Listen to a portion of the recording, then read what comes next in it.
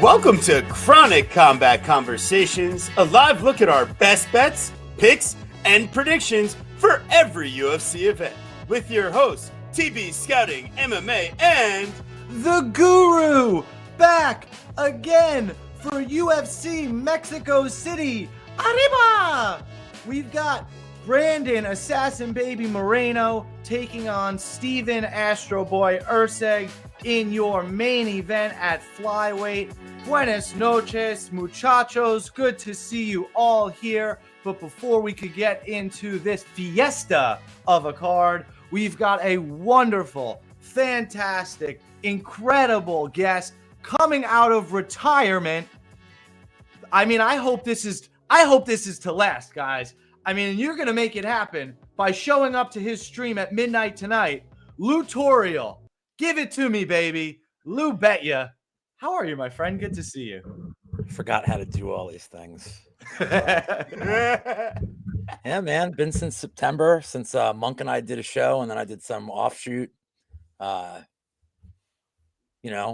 got in the way a little bit.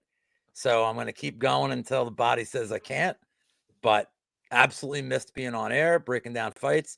If I had to do it, glad to do it with the first people I ever did a guest show on. You guys.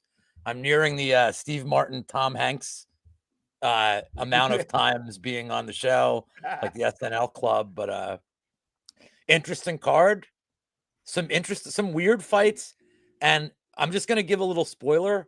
Some rare fights where I like some juice. It's very unlike me. You guys know that, but I want some tacos. Look at how happy Drew Dober looks right there. Yeah, Dober looks excited, and I did go to Wife's today and got stuff for tacos for the weekend. So that's smart. Like a responsible fake Mexican. TV's excited for a pepperoni Costco pizza this Saturday. Damelo pepperoni. Yeah, I mean, this is as exciting as it gets. UFC Mexico, get ready for not only TB nicknames, but TB's Spanish accent, Mexico style. So I hope you guys are as excited as we are. Shout out to one of the best chats in the game, Daz. Hell yeah, we are. What up, Mushroom? Shouting out everybody. I'm loving it. Yeah, we're slamming them tequila shots. Lou Betya, welcome back, brother. We're so happy to have you on. Let me get a fresh beer, guys, before we even get into it. Let me get a how you doing? I am, for the record, not drinking tequila. I am drinking espresso martini from Los El Liquor Store. And tequila and I absolutely, positively do not. It's one of the hard liquors where, like, I'm going to time travel if I drink a lot of tequila. Like, I will not. And if you know what's going on with my health, I already time travel enough, man. I can't afford to fucking black out off tequila. Tequila and Southern Comfort are the things that, like, Southern Comfort's the worst. Yeah, I can't say I've ever done well with the SoCo. SoCo is disgusting. SoCo is the worst. Not a big Zambuca fan, but I'm Italian. Oh, it makes me vomit the smell of it. Terrible. Guru, your feelings on SoCo, Guru. SoCo? The Southern drink? Comfort. Yeah. Oh, no. God, no. Thank God. That's a trifecta bet right there off the bat. And listen, and like, shout out my boy Clint, Die Hard. I mean, Fireball, I would literally rather be sober for the rest of my life. And I'm not making a joke. Like, I would legitimately choose not to drink. I don't have a problem with Fireball, but I have a problem with the next 2 days of my life after drinking a lot. Disgusting. So disgusting. Well, and it's so much. It's a lot of sugar. Like, it's like massive headaches from that. So. Straight whiskey. Just give me some good whiskey. Give me a good bourbon. You know what I'm saying? Like, yeah. I mean, I'm an Irish whiskey prefer, so I'll take Jameson. You know. Yep. Before you start, 10 times out of 10. But the bar in my town. The bar in my town. The tutorial is at midnight. I can't hear two people at once. You guys are crazy. There's a bar that, so like, if you have a tap room in Pennsylvania, you can get a cheap license, but you have to only have things from Pennsylvania. So they had Well, I'm not opening a tap room. the thing is, so they had like imitations of all this stuff. They had something called Fire Bear, and it was like somehow 30 times worse than Fireball. It was like there's no such thing. I wouldn't. it was like watered down, disgusting, like creek water with Fireball. Why are you doing this to me, Lou? Awful. Why are you doing this to me? Órale, vergas, vámonos, tienes unas pinches peleas. All right, let's go. We're here. We got the main event. It's what the people came for. If you haven't liked the show already, vete la verga. No, but seriously, hit the like button. It would be amazing if you guys help support the channel. Subscribe to the channel if you haven't already. But we know what you want. It's the assassin, baby. Brandon Moreno versus Astro Boy, Jimmy Neutron, Steve Erceg. Or is it Dunder Mifflin time? I don't know. He's got a lot of vibes going on. But it's Legos versus Jimmy Neutron, the assassin, baby. Brandon Moreno here. I mean, this is just such a tough way for Steve Erceg to have to come back off the Cara France knockout to go travel to Mexico City, elevation, deal with the hometown fighter Moreno, who's fought everyone, every single person, never been finished. So it's very difficult to go ahead and pick Erceg here, given those circumstances. But at the same time, looking at it from a betting perspective, there's nothing I want to do with Moreno at minus 245 in a fight that's priced over 4.5 at minus 238. I think the striking, we're doing it already, guys. We're doing it already. We'll bring it up. I mean, I really think that the striking here, it's super even. You know, both guys aren't necessarily the biggest power punchers, and they've both been knocked down a few times in their career. So if this fight comes down to the wrestling, I don't think we have like the biggest sample size for Erceg, but the fact that he's able to hold his own in the Pantoja scrambles, and Moreno, I mean, you know, we've seen him hold his own in plenty of scrambles in his career. So yeah, here I think it's going to be an ultimately close enough matchup where you're not going to want to be sitting on a minus 245. So shout out to the people that if you got Moreno like super early, great. But even then, to me, it's a dog or a pass from a betting perspective. And I do think that the fight goes the distance way more often than not. Even if one of these guys is getting hurt, I think they'll be able to scramble and survive. So I don't have a confident bet from a side perspective. If anything, though, you know, there's plenty of like fighter to win by decision props on either side is probably the most appropriate. I just don't really love it either way. So the Guru, I know he's an expert at digging into grandma's couch cushions. So is there anything you got going on here, Guru? Not from a digging perspective, if I'm being honest. I don't necessarily love this fight from a betting standpoint either, TB. I mean, you kind of touched on a lot of those interesting points. I when you think about the finishing equity of this fight, it's completely on the Brandon Moreno side, right? All 8 of his losses have been by decision. He's tough as nails. And Steven Erceg, while on the regional scene was showing himself to be a bit of a finisher, yeah, sure, he knocks out Matt Schnell, but otherwise he hasn't really gotten it done in the UFC. And he's staring down the barrel at being 500 in the UFC here. So I think the line has a bit overcorrected, but at the same time, I think it's fairly accurate. I don't know. It's just kind of tough, right? Because we were on the Moreno side last fight, and everybody was saying Moreno's washed. He's trash, like whatever. He 50-45s Albazi. Like that was obvious. Albazi coming back off of crazy neck surgery, whatever. The Kai Kara France fight, Steve Erceg starting, like he starts off slow and trying to figure out Kai, and he's finally starting to land his jab, and Kai throws like the 4-punch combo, and he catches him with the last punch, and down goes Erceg. A little bit more scrambles after that, but it's really just a formality. Erceg was rocked, and shout out to Kai for getting it done. It's just, yeah. I mean, Brandon Moreno, sure, he's been knocked down, but it's by fucking Figueiredo, bro. Like, it's just not the same caliber of fighter here. So I do lean Brandon Moreno, and I mean, he's been knocked down 5 times in his career, in all fairness. Was it all Figueiredo? No, but he's also been there a while, and he's also fought Pantoja twice. So I don't I'm just saying know. both guys have been knocked down. Both guys have landed some knockdowns. I just I'm- don't think the guy finishes the other per se. I just don't really. I think Brandon Moreno absolutely could finish him. Like, I don't necessarily agree with that, and that's kind of maybe where we differ. Well, the But- under or plus money could be interesting in that regard. Of course, absolutely. In that regard, sure. But it's not interesting enough for me to get involved. So I kind of just want to go with the simplest explanation if I were to bet this fight, and that'd probably just be Brandon Moreno by decision at plus 125. I just think it happens more often than not. Lou, what do you think in this main event matchup that could serve to be quite interesting, especially if there were a theoretical finish? If you were going to take a finish here, I wouldn't even do the under 4.5. I think if there's a finish, it's a flash KO or like I'd almost rather go like an all under. But Erceg's a weird guy to figure out here because he beat the guys he should have. He was a mistake away from being the champion in the 5th round. Like he was him not going for a take, like that fight, the grappling and like him going for grappling in the 5th round of that Pantoja fight probably cost him the belt.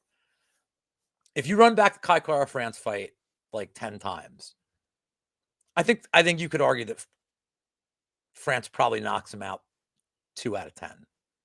I'm not saying he doesn't win more than that, but I think the knockout isn't indicative. Like, I think that's a rarity, like if you play the odds. So I feel like Erceg's pretty defensively. He's all right. He's been pretty durable. You guys mentioned grappling. I mean, before he even got to the UFC, like Erceg had submissions, but there's submissions he's getting from knockdowns. I don't think he's getting knockdowns here. I don't think he's grappling here. If anybody's going to grapple, it's Moreno. You know, Dixon brought up Moreno being 0-3 in Mexico, but I think Moreno wins. I'm not excited to lay minus 245. I'd rather play, and I don't want to get like crazy with spreads, but Erceg plus 9.5 on DK's minus 175. Do I think he can win a round? Yeah, I do. But it would have to be probably one of the earlier rounds. I think as the fight goes on, Moreno's volume doesn't really wane. I think just on optics, he probably wins a lot of the back end of this fight. But I'm going to pick Moreno. I'm not betting his money line. If anything, I'm going to look at probably some kind of point spread for Erceg. Yeah, I mean, it's just the volume is going to end up. I think Moreno's volume late is going to pay off. Yeah, he did. Also, yeah, the more I know. I mean, you could be up here, dude. I just got back, man. This guy just loves being a contrarian. It's dog father. This guy. Another interesting thing about that, he brought up the Pantoja fight. Moreno had fought Figueiredo for like 38 years straight. That was his first fight not fighting Figueiredo. So I just wonder mentally like how he was, because what's up, man? My guy Eric. So I'm picking Moreno. I just don't feel comfortable betting this heavy a money line on a fight that I think for the most part is probably on the feet for 25 minutes, and Erceg is going to have success early in this fight. Yeah, I agree with you, and I like the Guru decision prop in that case. The finish probably is the least likely. It's just this isn't a fight I would want major exposure on, but given that I typically end up with action on almost every fight, if there was something to be pulled out of grandma's couch, you'd have to find a lot of coins in there to make the Brandon Moreno plus 125 worth it. That's right. No one cared until until he put on the mask. Nobody cared who I was until I did a show with Dogfather and he was wearing all the Riz. That's right. Once he rizzed up for that one show, like people were like, dude, who's this Lou guy who's your co-host, Lou? I wish we could get the Rizzler on this podcast. It would be a goal of mine in my life. What we do have is Manuel El Loco Torres versus Drew the Crimson Chin Dober.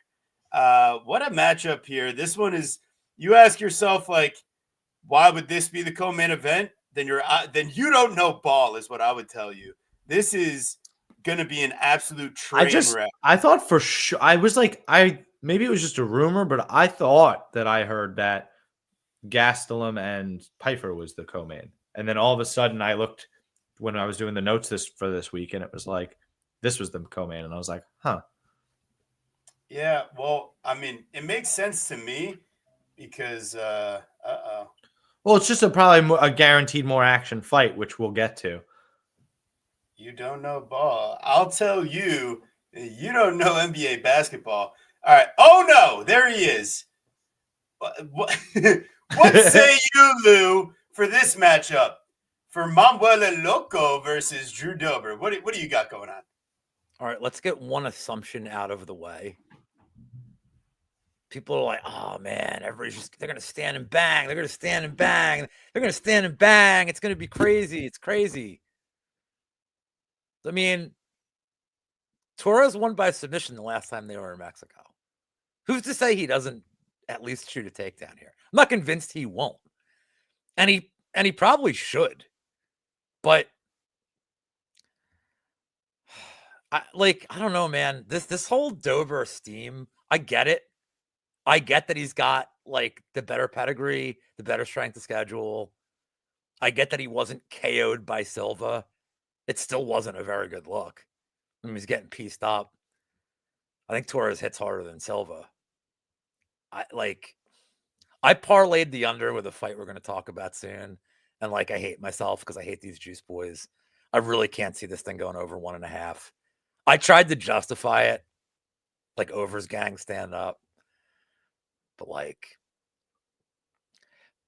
and don't live bet this because I think after one, Dober's going to Dober could lose the whole round and he's probably going to be minus 400 after one. He's going to be a huge price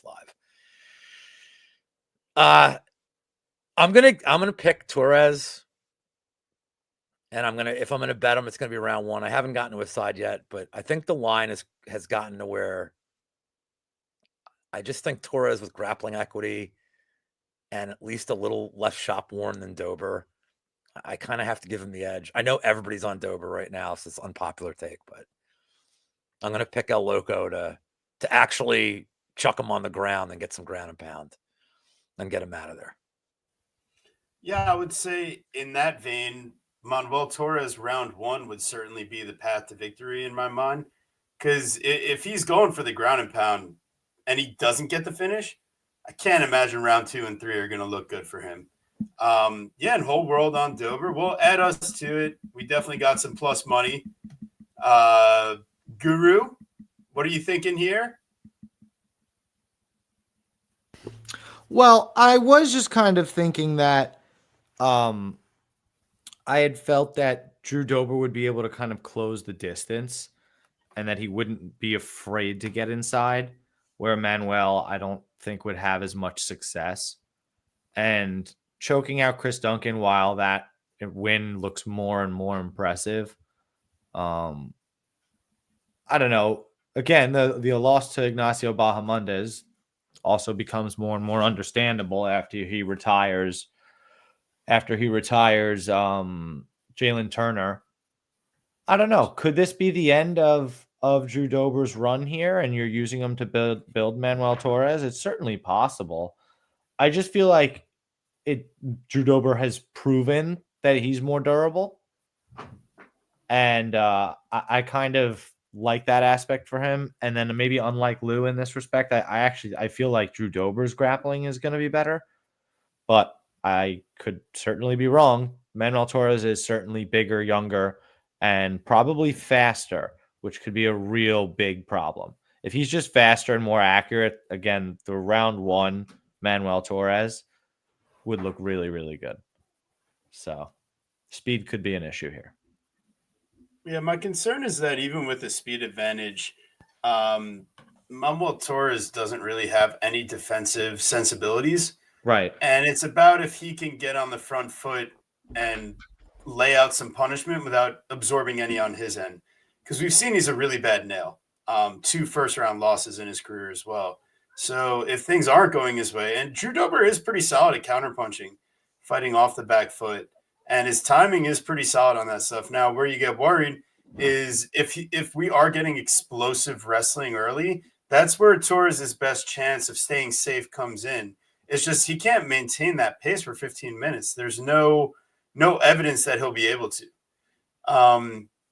So yeah, I personally, I think it is going to look a little bit like the McKinney fight where Drew's probably going to have to survive through a bit of nonsense, but I trust him to do so. And if anyone's prepared more for the elevation, I think Drew takes his training camp. He's at a much better camp from just like Instagram scouting, has better training partners, seems to be just in both guys are in peak form. It's just Manuel. I can only imagine what his drug test looks like.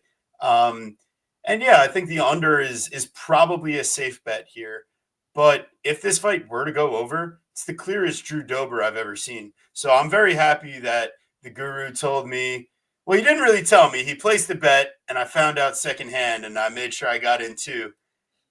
We both got plus money. Well, how did you find out secondhand there, TB? How did you know? Well, if you use Pickett, then if the guru tries to sabotage you and place bets and not tell you, you can just follow his bets over there because Pickett works wonders. Well said. It's a beautiful thing. All right, we're moving on. It's TB. It's my time to fight. We've got Kelvin Nasrat Gastelum versus Joe Body Bags Piper. Body Bags. That was so good. So bad. So Joe Silva, I think, announcing him for his main event was like, I don't know if he was going to fuck up his name or not, but he just goes, Joe Body Bags. It was just like, where did that M come from? Yeah. Joe Martinez, he does some interesting things on the mic. The betrayal. How dare you? I'll never, ever. This guy sends me a winning ticket today of a bet that he never sent me that he placed. I'm like, brother, what are you trying to do right now? Anywho, we've got Body Bags minus 310, Kelvin Gastelum plus 250. We need to be taken seriously so we can talk about the Big Daddy Piper aura on the hairline. Listen, if I ever need to, you know where I'm going. I'm going straight to Turkey. Yeah, so actually to answer the question before, I did see the Goo is not wearing a wig. He's got long, luscious locks ever since the Rona.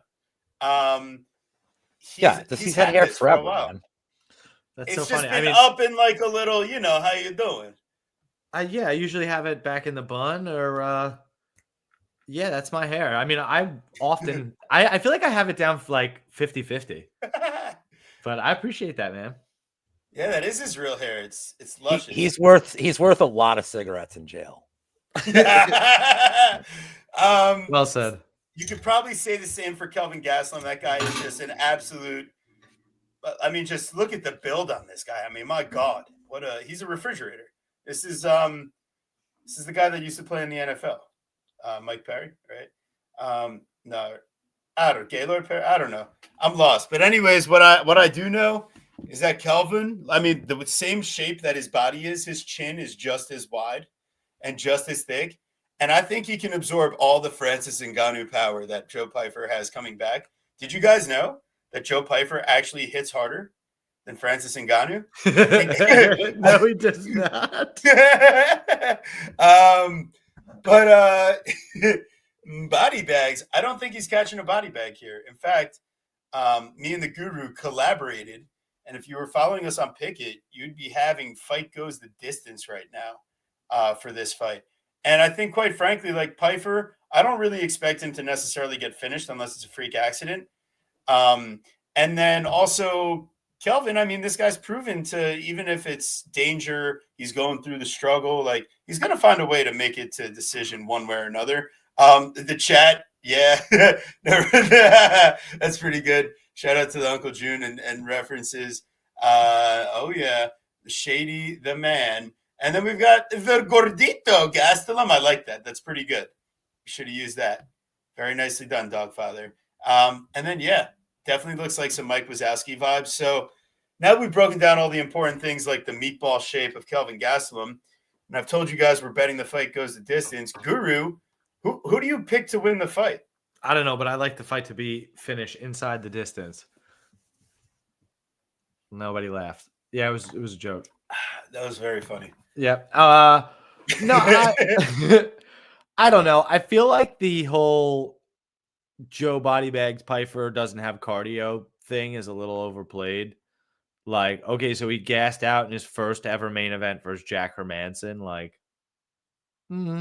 everybody tried to say Sean Brady didn't have any cardio either, right? Oh, because Michael Kiss around 3. You got to grasp at those straws. But he looks great. When people have shown you that they're getting better, they're getting better. And I guess technically he hasn't, as all he's done is knock out Marc-Andre Barry at round 1. But he comes from the same camp as Sean Brady. I think that camp is really good. I know that he trains with Sean Brady. So I don't know. What has Kelvin Gastelum done? I mean, he's kind of scammed his last 2 wins.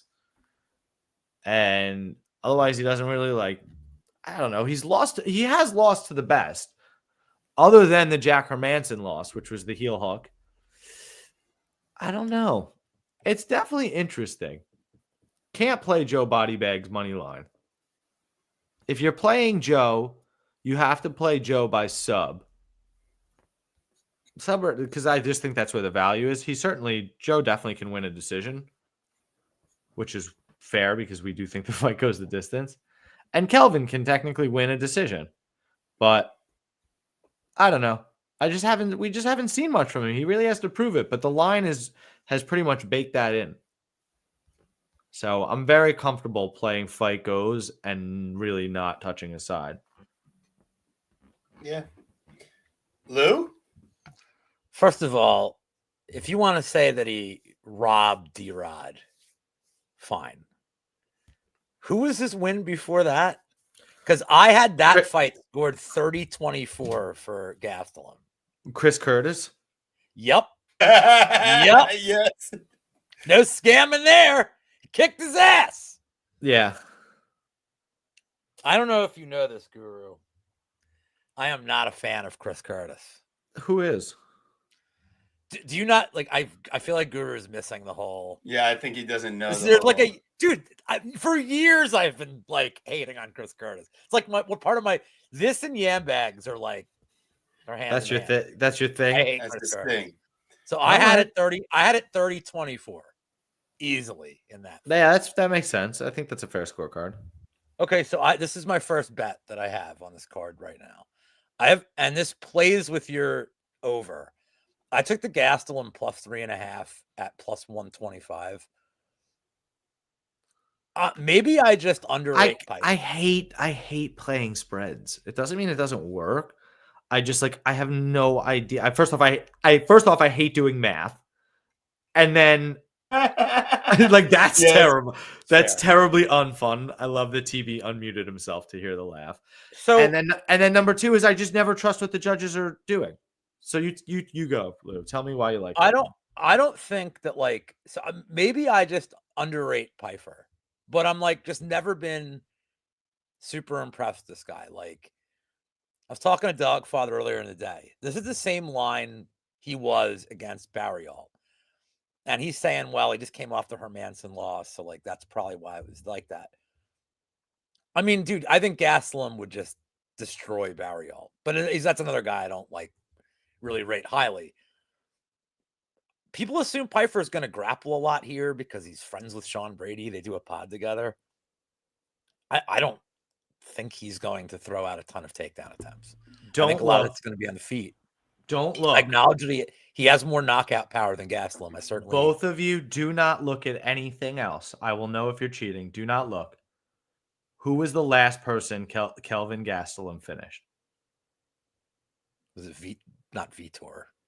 Jesus Christ. That fight ended in a no contest, which is hilarious. I don't know. Okay, Chris Weidman, or my other answer, if that's not correct, would be Michael Bisping. Hilarious that he lost to Chris Weidman. Balls. It was by sub also. God damn it. But you actually did get it, even though you don't get it because your answer was Chris Weidman. It was Michael Bisping. He knocks him out in round 1 in China. And after Bisping comes back on 4 weeks notice after getting demolished by George St. Pierre. was the craziest thing that has ever happened for zero reason at all. They gave him $1 million probably because the main event fell out at the last second. He was supposed to fight Anderson Silva, and he tested. Yeah, he had a USADA violation, so Michael Bisping steps in to save the day. It's hilarious. What a time to be a UFC fan. So I just think Gastelum can start landing volume as the fight goes on. I don't know. Maybe of course, that's his. Then he has to. Maybe I don't think highly of Pyfer as most, but I mean, this is like your typical. I don't want to say it's minutes versus moments. Pyfer should have the moments, but like I don't know, man. I think Gastelum does enough, and I think he can land enough. In these rounds where not a lot's going on, these are rounds that Gastelum historically wins because he throws a lot of volume. Just optically, it looks good. Like the D-Rod fight, I didn't think he won that fight, but he threw it. That's not good optically. If you don't think that he won the D-Rod fight, and he's a where are we? He's a. What are you doing? Where's the fight? Oh, you just passed it like 3 times. Sure. Oh, there it is. So I'm betting that Gastelum can not only probably win the 3rd round in my mind at a higher clip, but I think Gastelum can have success any round here in these rounds where nobody's really doing a whole hell of a lot. So I'm happy with my Gastelum plus 3.5. I like the over like you guys do too. I mean, the power advantage statistically is on Joe's side. The durability advantage is on Joe's side. The size advantage is on Joe's side significantly with 4 inches of reach.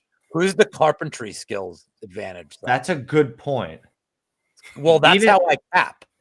5 years of age. There's way too many things pointing for Joe Pyfer. Yep, we did it too, Shady. Good bet. Good bet. We love the over here. We bet fight goes the distance, actually. Yeah, there's just too many. It's to your point, Lou. It's too close to want to lay big money on Joe Pyfer round 3, but still, I think Gastelum should be outgunned here. I don't necessarily see a high enough pace from him. Like there's nothing significant there, and that's not enough to me, especially when the power advantage I think is on Pyfer's side. Well, I never said I was good at gambling either, motherfucker. No, I'm not. I'm just talking. I'm not coming after you, my friend. I could absolutely be wrong too. I got 6 months of material. I'm trying to. Thank you. Listen, if Pyfer's cardio is shit, this is going to be really interesting. Yeah, I'm just not sold that it is. Yeah, I think we know that Joe Pyfer doesn't like calf kicks and he doesn't like fighting off the back foot. Can't really do either of those things. So if Kelvin uses that Philly guy, I feel like I know what Clint feels like now. Yeah, it's gross. Just betting against Philly. Yeah, and does he know how to win consistently? Probably not. That's another tough part. Well, the biggest problem with Gastelum is like I think he spent his whole career like, well, what weight class do I go to? Like, what am I doing? Like, am I fat? Am I thin? Like, he spent his whole career saying, "How many tacos should I eat? 3 or 4?" Yeah, like, and then he's like, "How about that? I just want to eat, and I'm not cutting weight." No, he's not a pro athlete. He's just a fighter. Disgusting. I saw who's coming up next. Raul Rosas, El Niño Problema versus Vince Vendetta Morales. Lou, Señor Sombrero, ¿qué pasó? So, I sent him a DM months ago. I'm like, dude, like, what's your path to the title? And he goes, I will be champion, Dana. I will be champion.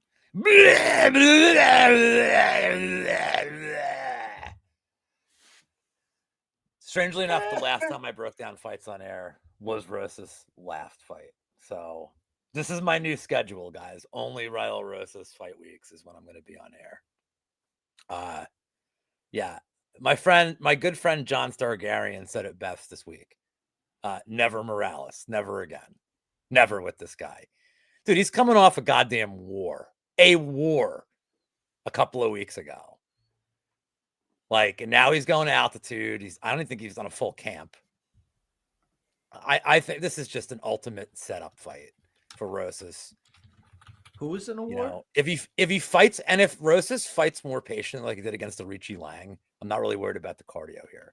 But I think he's going to get takedowns whenever he wants. I think even if Rosas death gasses, Morales will somehow find himself on the bottom. Like, this is Rosas all day.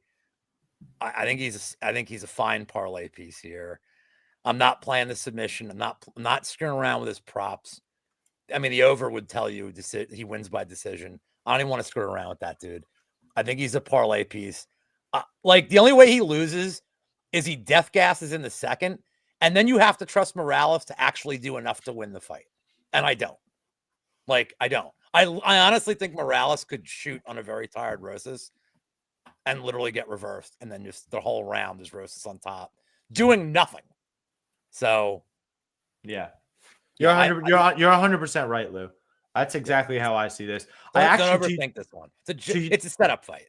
You're 1,000% right. To your point, I forgot that fight was 6 weeks ago. What the fuck is he doing back in the octagon? Also, he's literally all he's trying to do. He's trying to collect his checks. He's trying not to get fired. That's what he's doing. Like, you think they asked him? They probably asked him if he wanted a fight, or he probably asked for another fight because again, like, he probably just wants his checks quickly. Yeah, Raul Rosas was not scheduled for any other matchup besides that Mokaev grappling match that got canceled. So it's not like he had another opponent that Morales was filling in for. This seems to be like, why did they book this fight like so soon? Like it doesn't seem like it was really put together until recently. It was put together for Raul Rosas. Well, it couldn't have been put together for Vince Morales. It couldn't have been any longer than 6 weeks ago. That's my point. So, like, Raul Rosas, was he already like prepping for this fight too? Absolutely, because they knew that UFC in Mexico was going to happen, and they were just looking for just the right guy to give him. Correct. Fair enough. I like that idea. If you're going to do your one parlay of the week, throw Raul Rosas in there. Yeah, it's probably an over as well. Like, Morales is a solid enough grappler to avoid just a quick RNC, at least you think. My grandma's couch cushion here, if anybody's interested, is Raul Rosas round 2, round 3 submission. Yeah.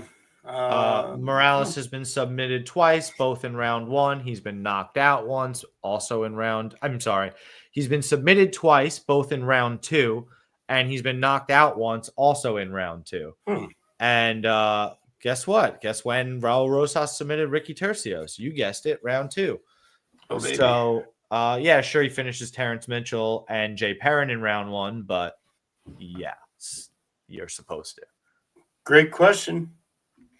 Yeah, Raul could get it done potentially. Submission grappler? Probably not. He faces a wrestler in Hunter Azure, striker Taylor Lapalus, wrestler Miles Johns, striker Jonathan Martinez, wrestler, maybe wrestler grappler Luis Smoka. He knocks him out. That's probably it's a solid same game parlay guru. Rosas to win by sub and then get on the mic and say 50 G's, Dana. 50 G's, Dana. God, why couldn't Tybura have asked for 50 G's on the mic last week, man? Dude, 50 G's, man. Dominant. Chee-wee-wee. Oh, where's the mom? Yeah, I like Rosas here by sub as well. Dog follow. All right, can you please stop? Stop. That's horrible. That was terrible. You're banned. No. We have David Black Spartan It's Martinez. David, damn it. It's David. I don't care. You're banned. You're banned. You don't know a classic Mexican song. How dare you? I have to mute you somehow. I'm going to remove you from the stage. I removed TB from the stage. He's back. We've got David Black Spartan Martinez take time in the sacrifice Oliveira. That's not that bad. That's not that bad. You know what was funny about it is I got prepared like it was a real nickname, but it was TB's nickname. Yeah, he probably is a sacrifice here, to your point. I think David is fairly talented, athletic. He's the brother of Melissa Martinez, who is not great, but decent. He beats 5-0 Xavier Franklin on Dana White Contender Series. Nothing super impressive. But I mean, I guess it's a very exciting fight that I'm sure TV will talk about a bit more. Losing to Daniel Marcos is nothing to be ashamed of, but don't really love the Tony Gravely loss there. But he hasn't fought in a really long time, and he's getting kind of old for bantamweight. I don't know. I guess 33 isn't that bad as I get closer and closer to that age. The win versus Jose Alday on Dana White Contender Series, I remember that. That was a fucking close fight. And I think, I don't know. I almost thought Alday won that fight. So, I don't know. Fuck Simon Oliveira would be my thought. It'd be really funny to watch him get it done, but he's probably going the way of AJ Cunningham. What do you guys think? He's all spin kicks and guillotines. There's nothing really more to his game than that. It's either he's going to try to throw spinning shit, and if it doesn't work, he's going to try to jump guard and pull gilly. So if you have any type of submission defense where you know how to defend gillies, and if you're able to just kind of like fight off the back foot, avoid spinning shit and counter it, and what do you know? That's exactly what David Martinez does. In fact, he has his own spinning shit as well. Xavier Franklin tried using wrestling. That was probably his path to victory. Didn't quite work out for him, but what did work out, Dana White was so impressed with how fun their fight was. He comes into the octagon. He gives both guys a "how you doing? Thank you so much for that great performance." But he kind of spent a little bit more time with Xavier Franklin, funny enough. But what happens is Martinez just chops his calf off. Kick after kick after kick. And after the fight, he goes, yeah, I know he's small and explosive, just like me. And I needed to destabilize him from his front foot because he would use that for his explosion and takedown attempts, and then his striking wouldn't be as effective after. So he seems like a smart fighter. He's got 3 rounds of cardio. Yeah, probably one of the best bases for MMA in 2025. But yeah, minus 410 on Martinez. Yeah, throw him into the degenerate parlay if you must, but it's probably like Simon getting finished in round 2, round 3 as he gasses out. And Martinez isn't necessarily the most prolific grappler. And I expect Simon to just kind of like quit. So round 2, round 3, knockout for Martinez or pass. The Luru, what do you got? Yeah, literally my notes say Oliveira is drawing to spinny, hilarious shit.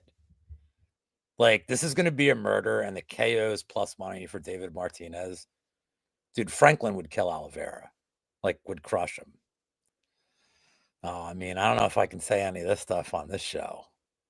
This is a family show. Might have to wait till midnight to bust out some Iron Sheik. But he would give him the 10-incher, and he's worse than the Raisin Balls Virgil. I'll give you that much. That's it. That's all I'll do with Iron Sheik on this program. Yeah, this is a KO for Martinez. The whole round 2, round 3 thing, I know a lot of people are playing this. I'm just playing the KO. He could kill this guy immediately. Oliveira hasn't fought in 2 years. Like, why am I convinced that Oliveira's live to be all right in round 1? Like Martinez needs reads on this guy? Like, no.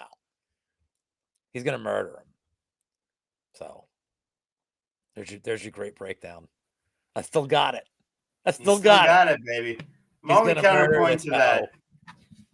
Only counterpoint is that Oliveira will at least come out a little bit hot, and it might make Martinez have to. Like, how do you know? Patient. It's been he hasn't fought in 2 years, man. Like, you don't know.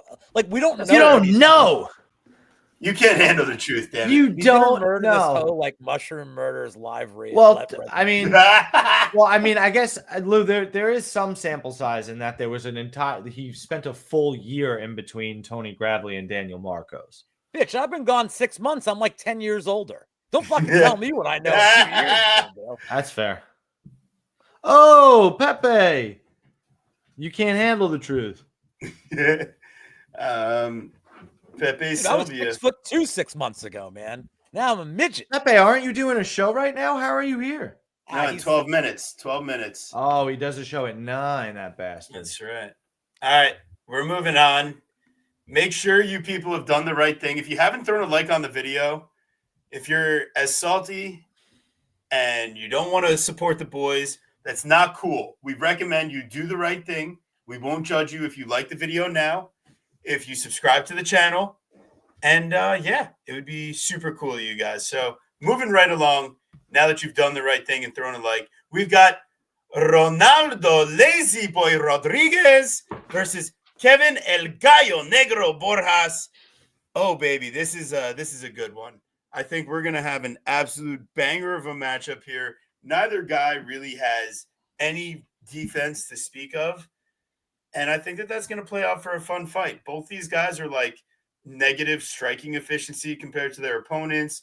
Both of these guys, can get controlled by their opponents. I just expect that if anything, Rodriguez is going to be way more proficient at his own active top control and grappling.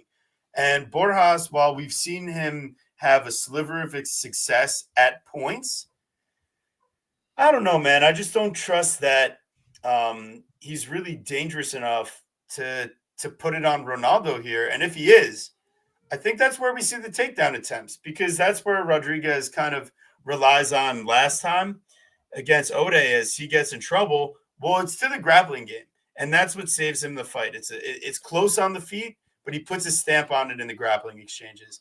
Borjas, there's a chance that he could be landing the more impactful strikes, but there's also a chance that he's just not high level enough of a fighter who's coming off of being finished. So yeah, I don't love this spot for Borjas. He seems like a very popular underdog this week. And maybe he hits, and I'd be very happy for everybody. But my money, if anything, would be on the Ronaldo Rodriguez minus 142. It was minus 170. It was higher at points this week. We could be getting close to a very nice playable line. Guru? Yeah, I do lean the lazy boy side as well. I do understand if you're on the Kevin Borjas side solely because you're like, oh, he lost to Josh Van and Alexandra Costa. These guys are really good. So, it's obvious that Ronaldo Rodriguez is not nearly as good as those guys. Yeah, I would understand that. I just don't necessarily agree with it. I think what we saw in the Ode Osborne fight was actually fairly impressive from Lazy Boy, in that he's literally dead and he fights back to on top, and he's in a fucking choke, the triangle choke, and he's still able to survive, man. I mean, that takes cojones. So I just kind of like that. You haven't really seen killer instinct at all from Kevin Borjas, not even on Dana White Contender Series. So I think the lazy boy train continues to roll here. I really do. I'm honestly cool with the money line play. So I was thinking. But especially if it continues to get closer. But if I was gonna go dig deeper, I probably would go with I'd probably go with a sub. Sub could probably be interesting. I think there could be some grappling involved here. But if they just decide to scrap, who knows? Lazy Boy's got to play to his advantages. Blue? All right, we're finally getting to a fight where I can tell you, I can get back to my nonsense bullshit betting style. So I have 2 bets on this fight, and I plan on making a third if I have to. I took Borjas round 1 KO at 10-1. Honestly, I feel like that's his money line. If he's gonna win, I think he has to come out hot. And look, man, I don't think Borjas is really that good. I'm basing this 10-1 bet solely on the 1 round he had against Josh Van. I freely admit this. I don't think Rodriguez is that good. I don't. He's like some mega popular social media guy. Guru, if you think Borjas is bad more than you think Rodriguez is good, right?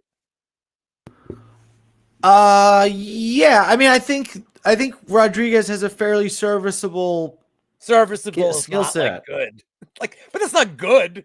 You're he's serviceable is when you have a friend nah, he's all right. That's not right. A ring endorsement. No, it's not.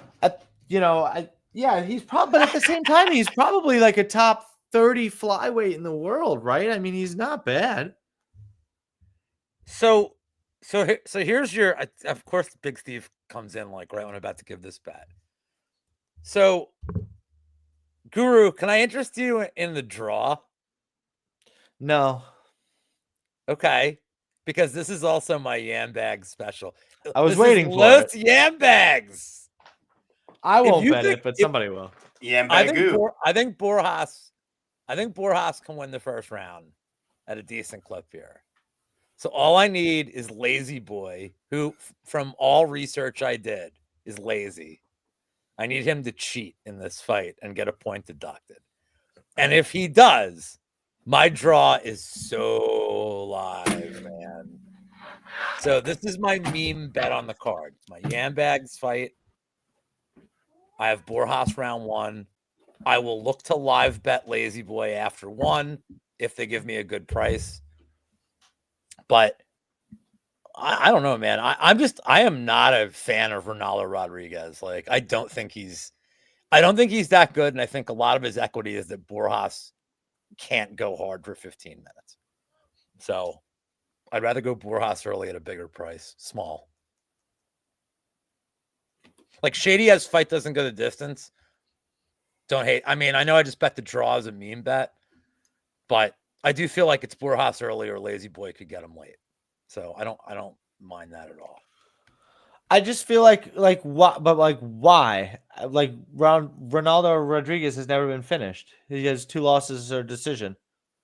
One is hilariously to He's not Jerome fighting Rivera. guys that really, I don't know. Oh yeah, he didn't lose that fight, by the way, to Jerome Rivera either. Like, I remember that on Dana White Contender Series. That fight was sketchy as fuck how that decision went. Lazy Boy sub is going to become the new Diakesi sub. Could be. I'm just happy to take the money line here. Yeah, I think so. Yeah. They're not giving Borjas the decision if it's anywhere close. He needs to stop with that bullshit. I don't want to hear that. No, I'm just telling you, there's nothing that this guy's going to do to stand out. There's no hometown cooking. That shit doesn't happen. Yeah, the fans. You said that about England too. It didn't fucking happen.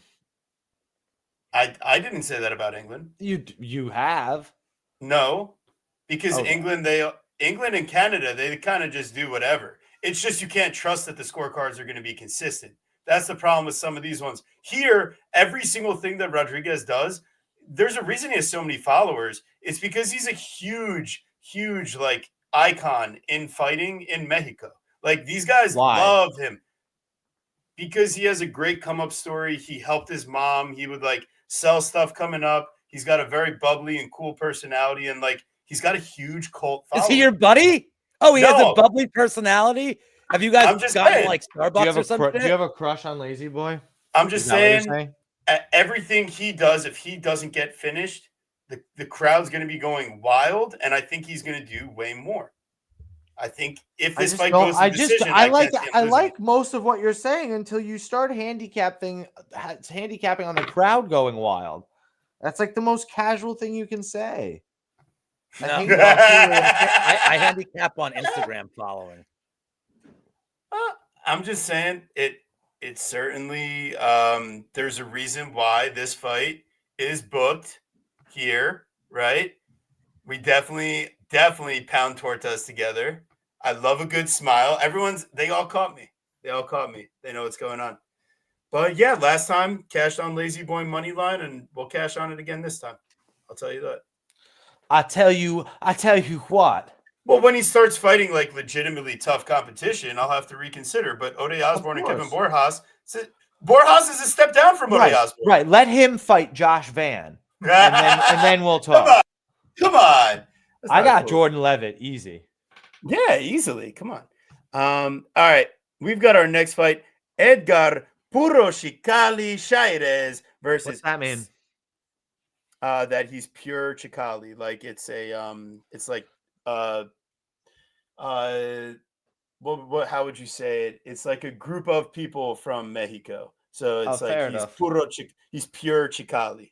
Pure Mexican, gotcha. And then what did Raul Rosas? Not Raul Rosas. What are the other guys? It's the black cock, El Gallo Negro. Yeah, I knew that. Yeah. Chicken, rooster, but no. That's not what it was. You know what it is. Levitt is straight though. Just saying. All right. Well, the marathon man, CJ Vergara. The question is, does he end up running around the octagon in circles in the first round? That's generally on the docket in a Not a CJ bad Vergara nickname fight. either, TB. I was You on got my a couple. fucking You got a shit couple. this week, you asshole. You got a couple decent ones this week. I haven't said anything though, right? You know what I'm saying? I'm saying I did some good work on this week. I'm motivated by Mexico. And in this matchup, it truly comes down to you can't force me to bet this fight before it begins. Edgar Chairez, I think he's most live to absolutely obliterate Vergara with a head kick early or land in like combination from distance early.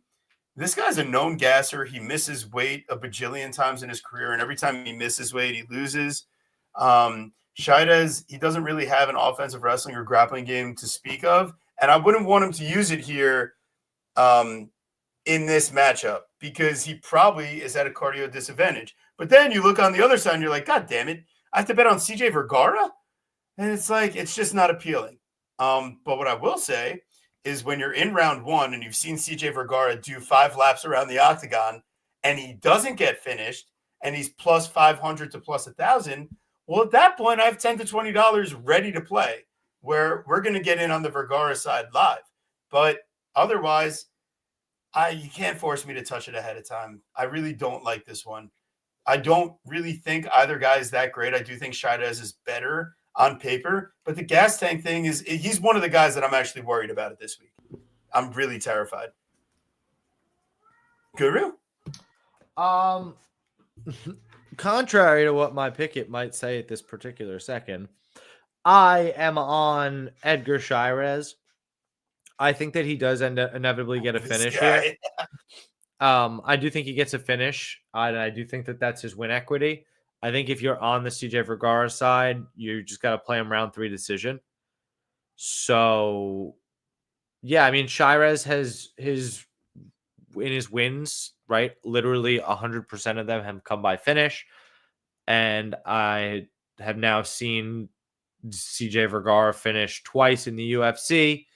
So I also know that this is, I mean, when I say no, I feel like can safely assume that this is his last fight in the UFC, as this is the 8th fight of his contract. He's missed weight multiple times, as TV has alluded to. He's on a 2-fight losing streak. I don't know that he can save his career here with a win, even if he does somehow win. So, not a dog I'm interested in at this point, at least not money line. I think, especially if you think he can win, I do think it's a round 3 decision. Yeah. Lou? Guru said everything that I was going to say. Vergara shouldn't be in the UFC. I mean, a lot of refs would have stopped the Lacerda fight. Like, he shouldn't be in the UFC at this point. And this isn't like MMA math where, like, well, Chairez killed him. Like, killed Lacerda. Like, no. Vergara's whole, like, equity is Homer Simpsoning Chairez. I'm not saying he's, like, that's 0%. That's not a non-zero chance that he Homer Simpsons him. Right. There's a decent enough chance. I just know that it's plus. I'd like plus 300. Give me a Jose Medina line on him, and I'd consider it. I mean, let me see what this is. Forget about in the distance. Let me see what. It's not great. It's not bad. Chairez 1-2 is plus 195. Like I just have DraftKings up. I don't know what other books. I don't know what FanDuel's like combo KO prop is for 1-2, but I'd rather play him 1-2. Like I think we can all agree like Chairez probably is not getting a round 3 KO in this fight. If he's getting a KO, it's earlier than later. I'd rather play that. Like if you're gonna play it, like I'd rather just cut the ITD prop down a little bit. But dude, Vergara stinks. Like he stinks. Again, he stinks. And all he can do is like I mean, all right. If Chairez decides he doesn't want to gas out early because of the elevation and goes super low volume early, but I don't think he's wired like that. I think he wants to come out and like just absolutely throw some fucking heat. And I don't trust Vergara's chin. I don't trust Vergara's movement. You know, TV mentioned it. He's running around. He's running away. Like, I don't think Vergara is UFC level. I don't know that Chairez is like got a big ceiling here, but I think the line is probably accurate. Yeah, I agree. At least Chairez is like, you can watch his tape and come away with more than just, wow, this guy, he can do it for a long time. By the way, don't play the if you're gonna don't play the under. Like if you're gonna play I'll play Shira's ITD or 1-2, like I said. I mean, I don't know what percentage you cap a Vergara finish at under 2.5 rounds. Yeah, I just don't. Like negative 60. Cap it. Yeah. Right. Like, yeah, Shira's sub's interesting. There you go. Well, thank God Big Steve's here. He's a professional. I don't know if you know that. Yeah, well, we were blessed by his presence. First-time guest last week. Shout out Big Steve. Running up the numbers for. I mean, Steve, why does it have to be sub? He really can't knock him. I think he's just saying from a price perspective. But like, why not just finish then? That's kind of my point. He's probably just looking for a big number. He does you have good cop, bad cop. No, but the bigger number. No, but TB, you're incorrect. His number is smaller on sub. You think CJ's durable? I think he's tough. He is tough. Temirov killed him, but Temirov is also very good. The finishes aids. You're right. It's flyweight, so that's fair. Interesting. That's like saying I have almost no wins betting Earth to Visa tomorrow. No, but it's true though. It's fair though, because when you look back, he hasn't had a KOs in since before UFC. Or since before Dana White Contender Series, I should say. And then he lost that fight, gets 2 subs, and then gets invited to the UFC. Nice. Run, Forrest, run. All right, we'll run, Forrest, run to the next fight here. We've got Jose Daniel Chicho Medina versus the Silent Assassin, Ateba Gautier. Plus 330 on the Medina side, minus 425 on the Gautier side. Guru, I want to know your feelings. I'm really tempted to play a dog shot here on Jose Medina. Gautier's bad, dude. The problem is he's bad. And it's like, yeah, sure, he's got some knockout power and he's very athletic, but he's literally getting pushed up against the cage and he's turning to his coaches. He's got no idea what to do. He gets taken down. He's on the mat. He has no idea how to get up. It's really, really bad. And Jose Medina has a huge head and I don't know. He faces a large volume of takedowns and pace and pressure from Zach Reese and Ghazi Sulov. I don't know that Gautier can do that. I really don't. So I really think I'm on the Medina side. I just don't trust this guy at all. I mean, yeah, he's a lot bigger and stronger and younger, and that really could just be enough to get it done. But I really think he needs to bonk him. Otherwise, it's going to be a disaster. I guess it's good that he's going to bonk him then. Yeah, that is a good consideration given that Ghazi, his OV has gotten stripped from his last name after losing the wrestling exchanges to Bruno Lopez and also just being a general fraud. Then also, yeah, Zach Reese, not necessarily the best fighter. Now, my biggest concern here is if these guys were even from a height, reach, physicality perspective, it would be clear Medina, right? But the fact of the matter is that, I mean, we've got 10 years younger, 7 inches of reach and 4 inches of height. And I mean, just look at the pictures. So I get it. We watched Carlos Vera do it to Josias Musasa. We watch, Balaji Oki get tapped out. We see a lot of these guys where they have a fraudulent level of experience, but they have the physiques of Adonis. And you're like, oh, well, they have to win and win fast. But, yeah, I think that Gautier, he probably will need a finish to cover his number. It could get sketchy as the fight goes on late. If he hasn't put him away. They think it goes over. one of these numbers has to be wrong, guys. Well, over 1.5 minus 160. The fight, Brother, if it goes over 1.5, how the fuck do you feel good about Gauthier? but the fight doesn't go the distance. Is still priced solidly minus money. I'm sorry? The fight doesn't go is still priced solidly minus money. So maybe it's an under 1.5. No, but I is the understand what value. you do. You understand what I'm saying to you? I'm saying that that's a miss. There's a misprice there because if this fight's going over 1.5, fucking Medina is not plus 330. This guy needs an early finish. He's got three round 1 KOs, 5 round 1 subs, 1 round 2 KO, 1 round of he's only got 1 finish outside of the round 1, round 2. He's in trouble, brother. I'm telling you.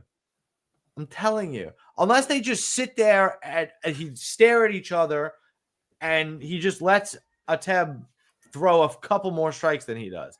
I just don't think that Medina is that bad. I don't know. He's He a is punching bad. bag. Oh, He's a punching bad. bag. Yes, but he's been a punching bag versus Zach Reese and Ghazi Sulov. And they wanted to wrestle him. They didn't just want to strike with him, guys. I can't say this enough. They both landed not 1, not 2, not 3, not 4, 5, and 6 takedowns each.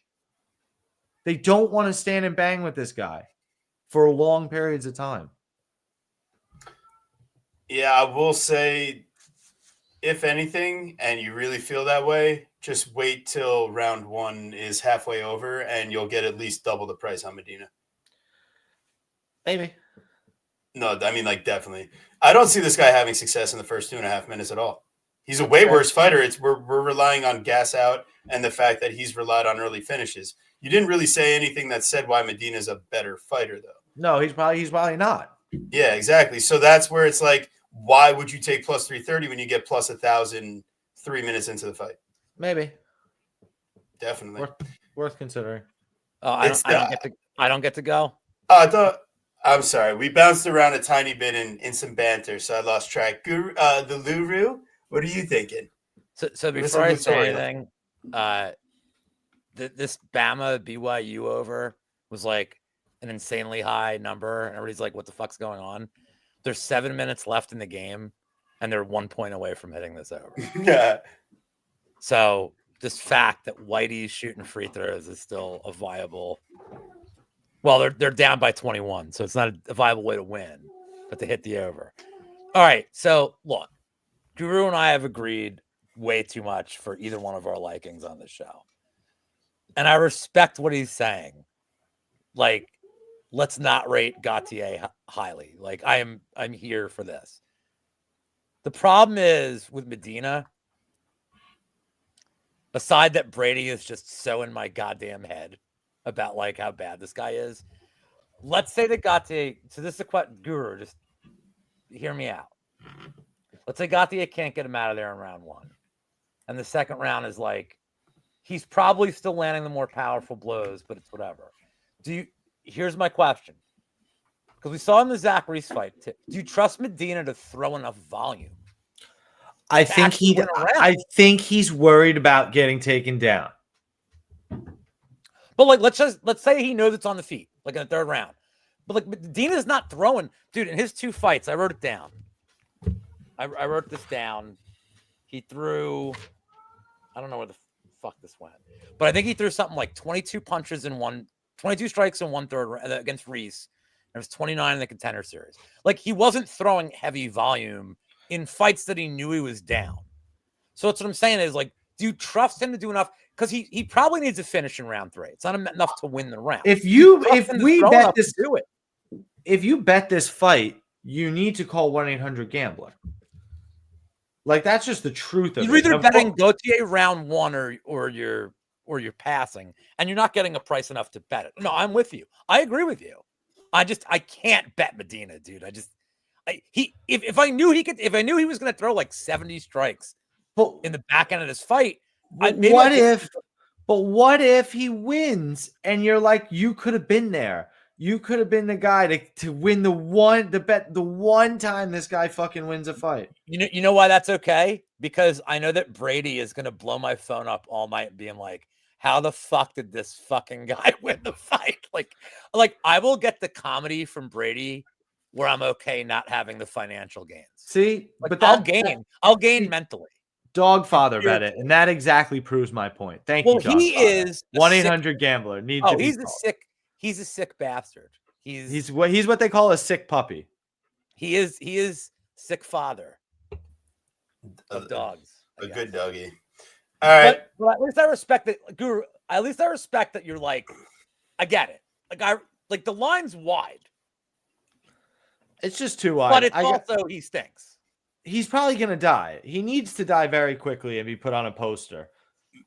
May I ask you a question? Fading shit with shit?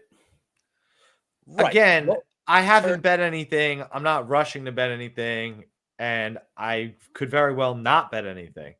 I would cap Big Steve -150 against Medina. And the only reason it's not wider is because they're in different weight classes. That's fair. Like they're the same weight, I would cap Big Steve like -300. He has grappling equity. Right. Then yeah, I mean Dogfather's pretty much if you're on Gautier, yeah. You need that. Yeah. Has to be. All right. Here we go. We are Finally a good fight.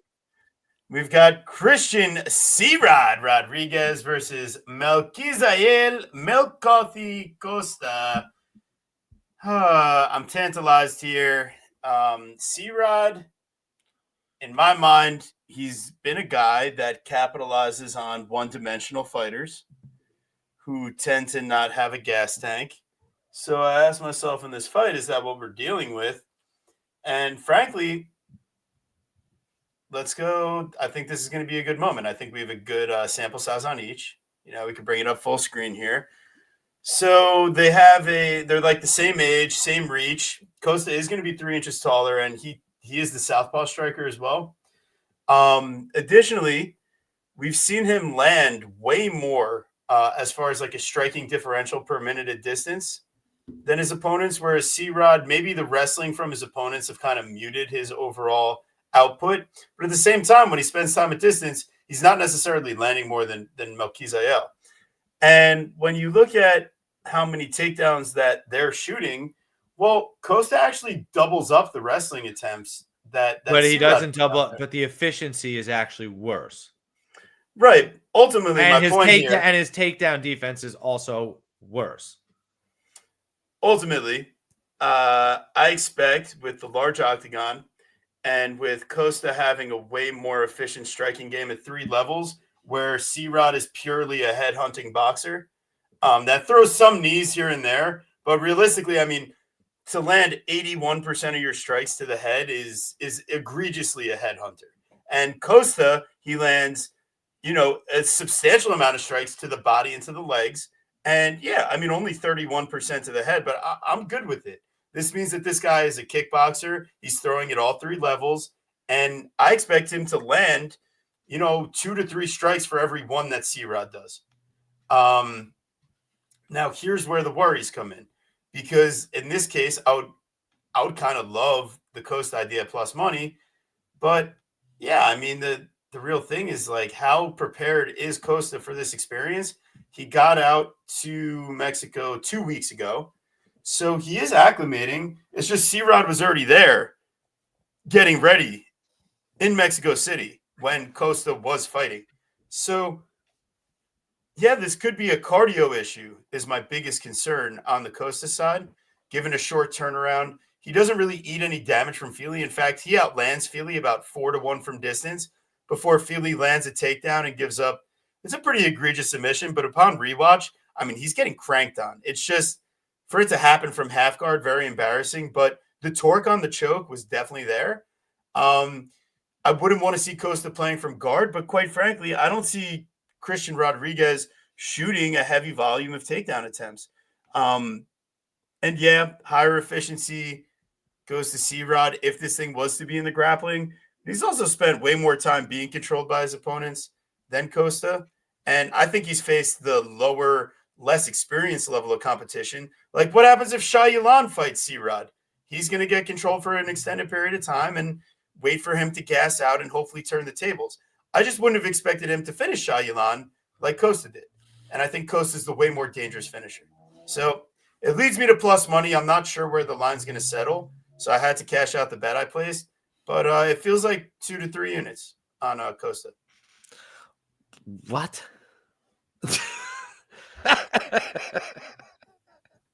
It's a back and forth fight. It's very close. I'm going to go put 3 units on the dog. I don't know. I'm not fully sold. I get it because he should be the better striker. And that is what I'm hoping is the case. He's just a fucking flake, though, too. And C-Rod has been decent, but he's won against fairly low level, less experienced guys. So I get it. And I definitely prefer C-Rod as a dog over a favorite. Yeah, he's plus 140. Yeah. I mean, that's why I'm saying I have to bet it. I just told you how close it is, and I think Right. Costa's better. And that's why I feel like it needs to be a solid play at plus 140. I'm just not sure where the line, if it's going to keep going the opposite way, I'm just going to wait for it to do so. I guess I understand what you're saying. Yeah, I don't know. You're just being disrespectful to something that actually makes sense. I don't know. All right, I suppose that makes sense in that regard. If you really feel that it's a coin flip in that respect, I think Costa is potentially better. I just think C-Rod, he has a lot of juice that he kills all these prospects. Costa's not necessarily just like a prospect. He's got a ton of experience. Do agree. I totally agree with that assessment in full. And I also agree with the fact that you don't want to play C-Rod as a favorite. He lost as a favorite versus Julian Erosa. I was on the Erosa side as well and got you there too. I'm pretty sure I was on Erosa. Yeah, I helped get you there. We cashed very nicely. And on the sub. Yeah, of course. Isaac Dogarian fight. Did he really win that fight? That's a tough spot. No, I don't think so. So exactly. And the Cameron Simon fight, that guy is not very good at all. So I certainly think that Melky has much more wherewithal in him than Simon. Certainly has more grappling function to him. Can I break the tie, I guess? I mean, I'm not on C-Rod here, so I don't know that there's necessarily a tie to break. I just felt that Melky could also be like too comfortable to lay off in his back and C-Rod get control time. That's really just the truth of it. So you brought up Cameron Simon not being great, which, and I'm not arguing like your assessment of him. He's a talented striker. Simon's the only guy that C-Rod's faced that threw a lot of kicks, and they troubled him. He was landing his kicks, and so Costa is another guy. Costa's going to be the next guy that C-Rod faces that actually throws a lot of kicks. How does C-Rod usually beat people? It's like he just outlaughs them. He makes good adjustments, but C-Rod cardio,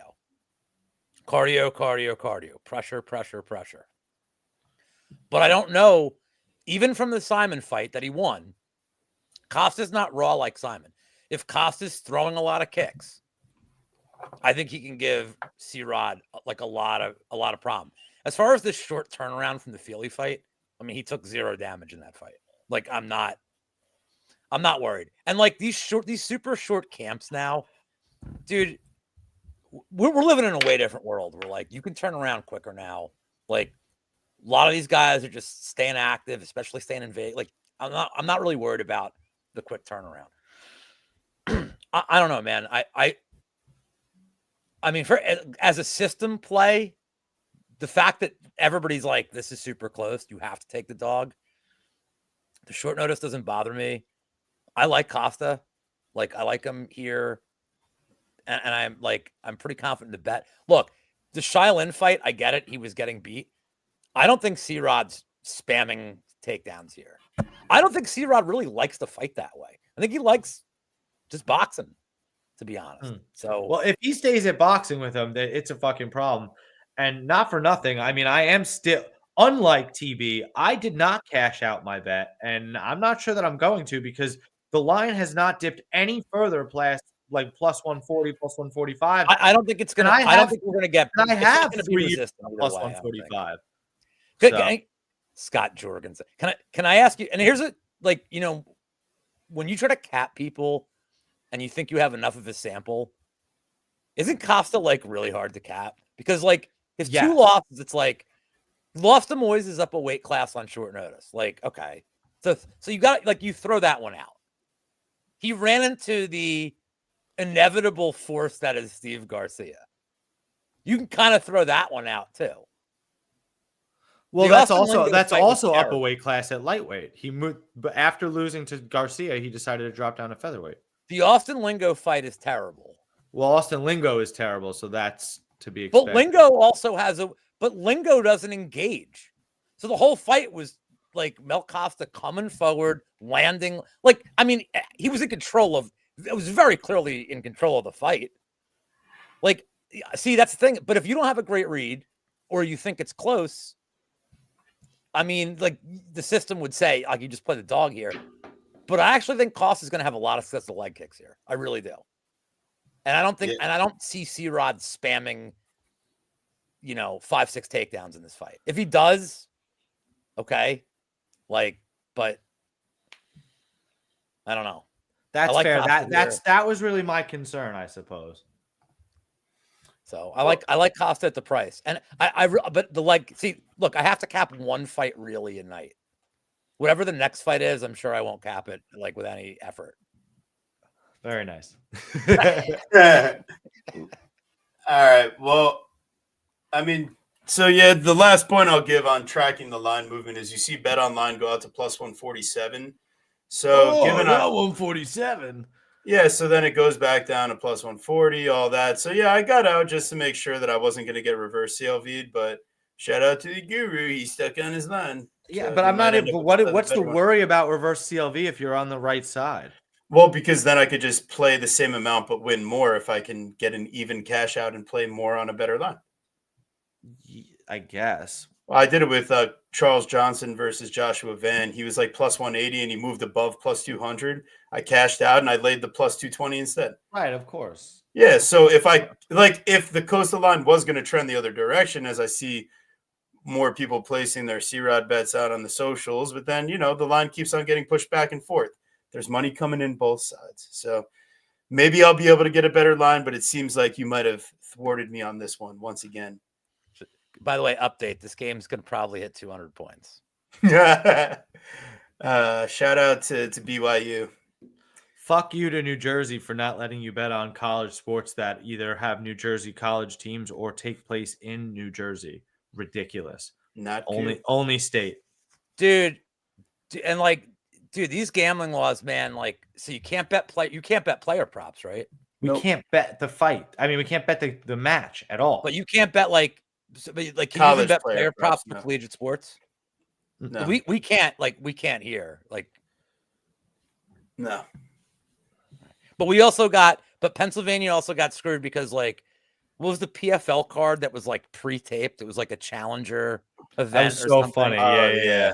And the books got they're like, wow, people are betting a ton of money on 2-0 versus 1-1. It's like, yeah, we know the results, dude. So now they're like, nope, none of this.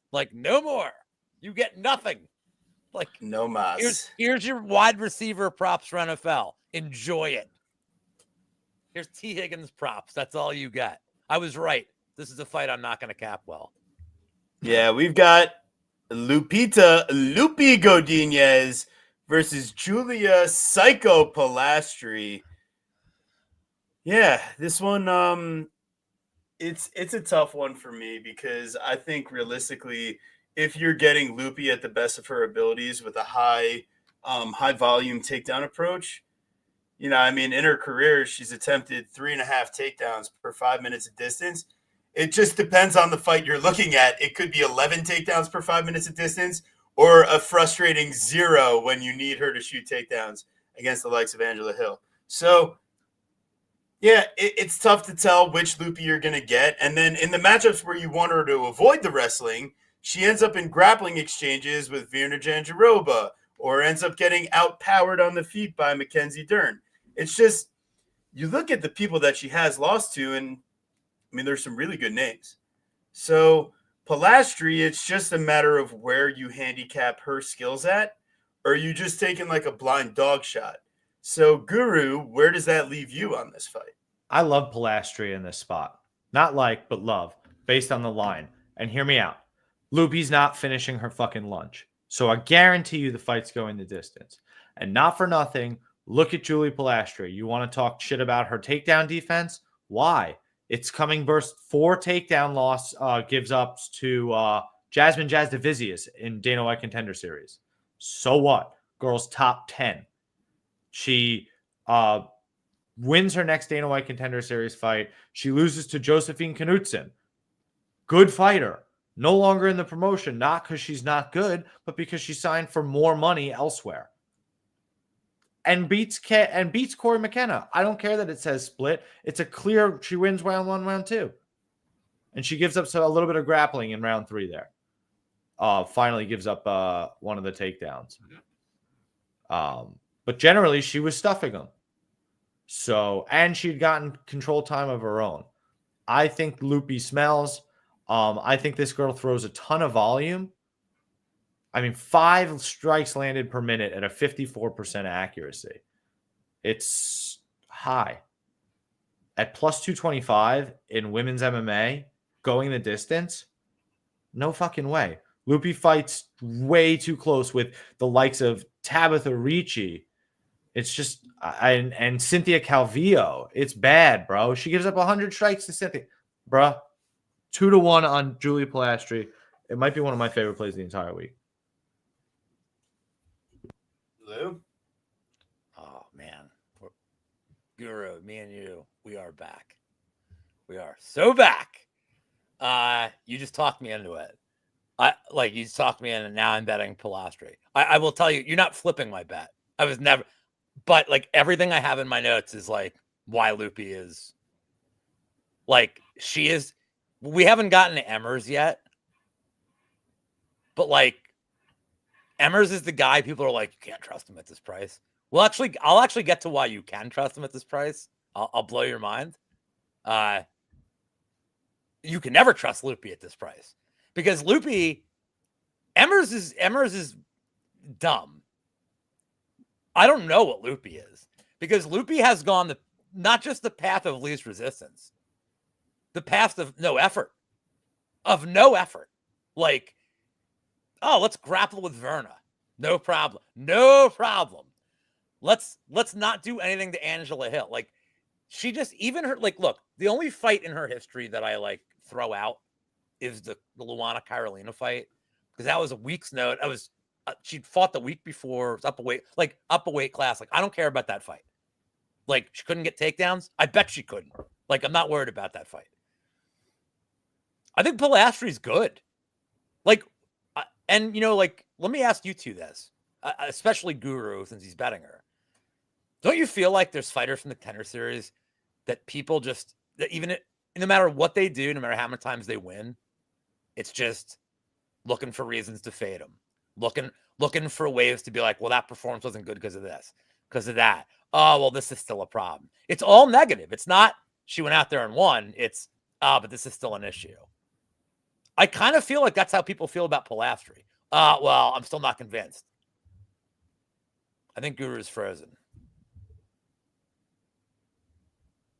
He might be. There he is. And he's honestly, yeah, that's not a professional. Yeah, I mean that's kind of how I feel. I just feel like the fight is way too close. You can call out to the level of competition all you want. At the end of the day, her wins over Elise Reed and Tabitha Reed, like it's Cynthia. I'm just not convinced. Sure, you might be able to add Julia Pilastri to that mix, and it wouldn't necessarily be the most surprising thing in the world. I just think that the girl is in fantastic shape, and is going to be pose a physical problem for Lupi here. I think her takedown defense is decent. So I have one last question. Sure. Do you really think that, like, has Lupi really, like, leveled up or improved a ton in her UFC career. Has Like, she I see done? Dirty, No, she looks the same. It's been like I see Dirty Reg saying like Loop's 12 fights, like, and I agree. Like the UFC experience matters. Like I don't dispute that. But when at a certain point, you've been there, done that. but when you just like when you know how they are at this point in their career, where you're taping it and you're like, why am I even bothering? Like, I know, I remember everything she does in all these fights because she's doing the wrong thing. So how does Loopy cover minus almost 3-1 here? She can't. It's impossible, She especially has based to on land takedowns every round and top time. It's impossible. Like the what I'm chronic saying combat, is that's how she covers the number. right? But the chronic combat rule is you're not playing over a minus 200, minus 250 if you don't think they can get a finish, because it's just going to be too close. And Or if they're 14 minutes on top. I don't trust it. No, because I don't either. Because 14 minutes on top, you get 3 big fucking elbows, you get 3 knockdowns, and then you reverse and you're on top. Who knows? I don't know how the judges are scoring it. I'm not interested. Yeah, I mean, she really hasn't shown like the improvements to where I can trust her at this number. There's no way to go and just spam takedowns or one takedown a round and make that count. I don't trust it. There's no way we're sitting here next week going, man, Loopy Godinez is minus 280. What a steal. Well, yeah, I can't bring myself to betting it, but I'm pretty sure my pick at the end of it ends up being Loopy, and probably, like we talked about, by decision. I've seen her land over 100 significant strikes in a fight, in a 3-round fight. And, I think Pilastri, even if she can stuff the takedowns, she also gets pushed up against the cage by, Corey McKenna for an extended period of time. Even stuffing the takedowns, she still ends up there. And Loopy, if she commits to that game plan, she's going to be the better wrestler, at least based off of what I would say. I can't hate a dog shot for the reason that it probably goes the distance for all the reasons the guru is talking about. I think it's also okay to sometimes be okay with passing on the fight. And if you see a live betting opportunity pop up that you enjoy, maybe it's that, the fight's staying out kind of close, but maybe I want to take Loopy as it goes on, or maybe I just want to pass. But I think this is one of those ones where I'm going to be okay not having a bet on it come fight day. It's not for nothing. You're worried about strike numbers. I mean, all 4 fights of Pilastri, she's landed 60 strikes. Loopy's only done that in 5 of whatever it is, however many fights. Well, yeah, I mean, there's a lot of ones where she's wrestling for an extended period. So, I mean, she lands 80. Girl lands 80 strikes in a fight that she finishes. Yeah, I mean, I'm just explaining, like, if you have extended wrestling and control, your significant strike numbers won't be as high typically, especially for a non-finisher. So in the fights where she doesn't have a lot of strikes landed, it's because, like, Elise Reed, she got a fuck ton of control time. Verna, they ended up in a lot of control time in the fight. Mackenzie Dern, each fighter landed more than 2 takedowns. Angela Hill, no, they land a lot of strikes. But she still doesn't throw as much volume as Julie, so I'm not sure what your point is. They have the same strikes landed per minute at distance, and Loopy has a better differential. Like, Pilastri gets landed on, she gets outlanded 3-1 at distance, is what. Look at their new stat, dude. Come on. Yeah, they're both in the positive.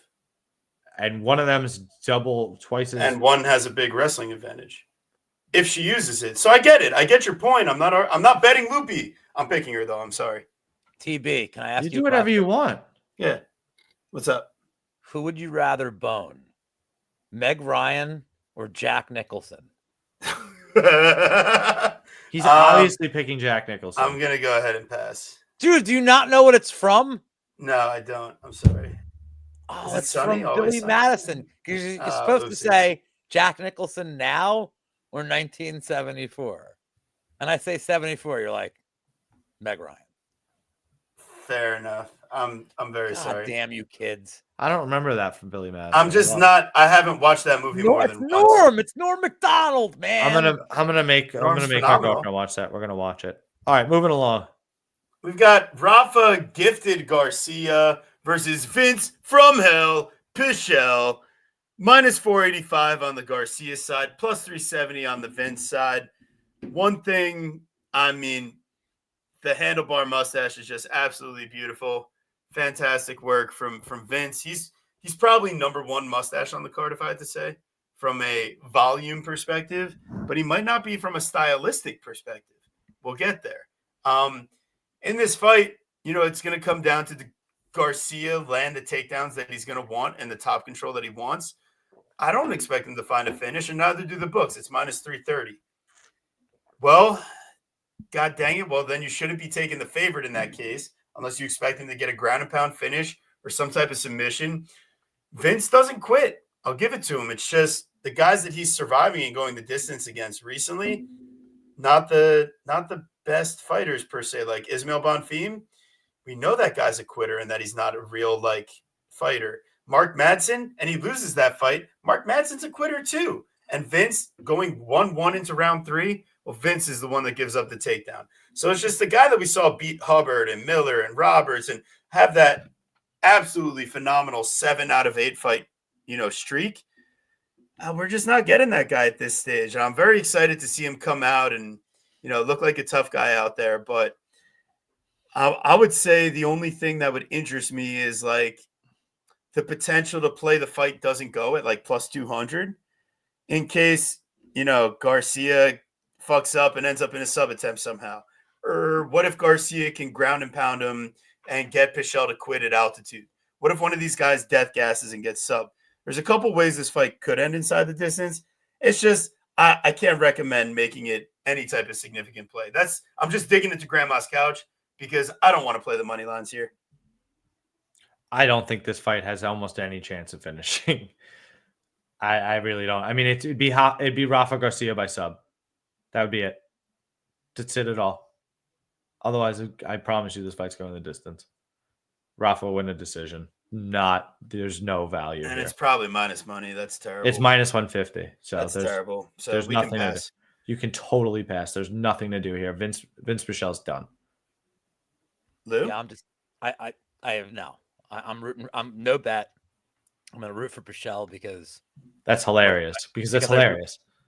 Well, I mean, dude, I root for people in their 40s. You guys will see one day. You'll see.